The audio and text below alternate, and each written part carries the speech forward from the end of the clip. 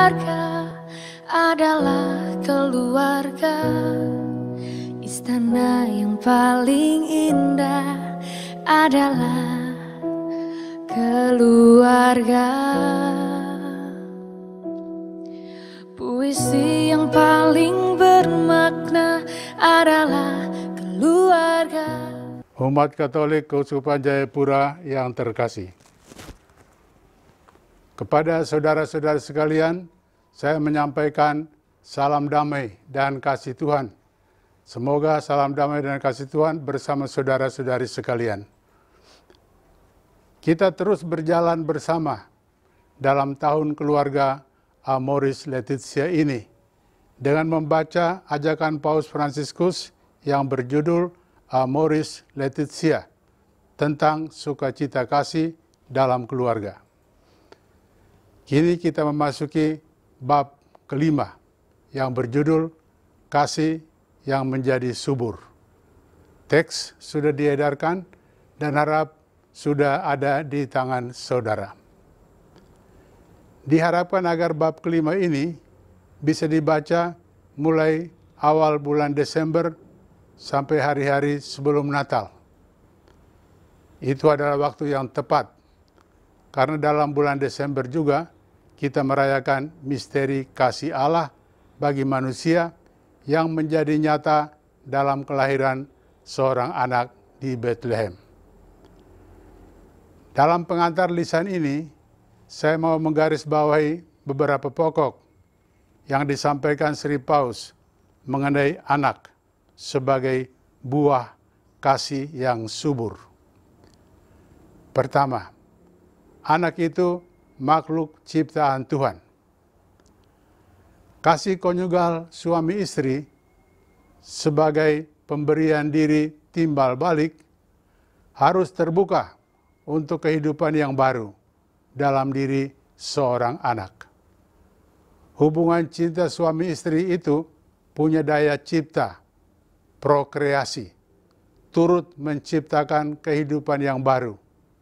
Ciri prokreatif itu melekat pada hubungan cinta suami istri dan bukan suatu tambahan dari luar. Dengan dan sambil melakukan hubungan cinta suami istri, mereka melaksanakan prokreasi, turut serta menciptakan kehidupan yang baru dalam diri anak.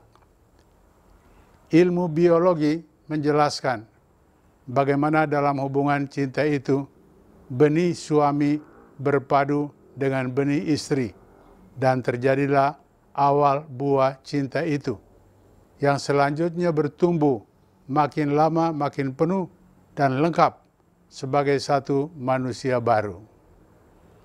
Meskipun prokreasi anak merupakan unsur yang melekat pada hubungan suami istri, namun kehidupan baru itu bukan hasil karya manusia sendiri. Dalam seluruh proses penciptaan anak itu, jari tangan Tuhan adalah yang mencipta, sedangkan suami istri adalah yang turut serta mencipta prokreasi. Tuhan pencipta bekerja sama secara misterius dengan suami istri untuk mewujudkan kehidupan yang baru dalam diri seorang anak.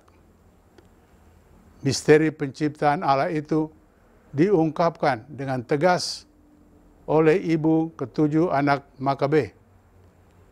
Ia menguatkan iman mereka untuk menghadapi kemartiran dengan berkata, "Aku tidak tahu bagaimana kamu muncul dalam kandunganku.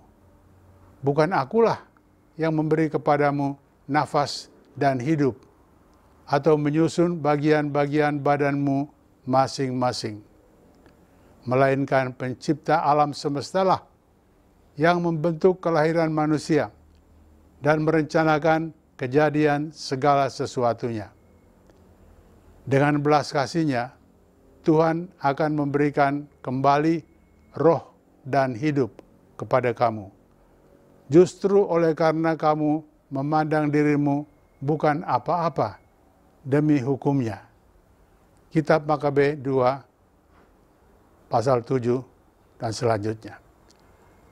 Mujizat kehidupan yang baru terjadi secara khusus oleh kerjasama seorang ibu dengan Allah. Setiap perempuan ikut serta dalam misteri penciptaan yang diperbaharui dengan setiap kelahiran. Demikian 1 Yohanes Paulus kedua. Si pemazmur berdoa dengan kagum akan misteri penciptaan Allah atas dirinya. Ia berkata, "Engkau menenun aku dalam kandungan ibuku." Mazmur 139 ayat 17. Nomor 2, pasal 2. Anak merupakan anugerah Allah. Anak dianugerahkan ke dalam satu keluarga. Anugerah kasih dari Allah itu harus disambut dengan kasih dalam lingkup satu keluarga. Ia hendaknya merasakan kasih sayang Bapak Ibu dan saudara-saudaranya yang membuat dia bertumbuh dan selanjutnya menjadi anugerah juga bagi gereja dan masyarakat. Maka anak itu bagaimanapun juga harus dikasihi, meskipun kalau dia mempunyai kekurangan fisik dan mental, sehingga tidak menjanjikan apapun untuk kepentingan orang tuanya. Tuhan mengasihi kita dengan kasih yang cuma-cuma dan bukan karena jasa dan kebaikan kita. Demikian juga dengan anak, anugerah kasih Allah itu harus dikasihi dengan cuma-cuma. Ada kalanya anak diterima hanya dengan perhitungan tenaga kerjanya nanti, misalnya untuk mengerjakan tanah pertanian keluarga. Dengan perhitungan itu, anak laki-laki disambut dengan sukacita besar, karena bagi keluarga petani, anak laki-laki itu memenuhi harapan semboyan banyak anak, banyak rejeki.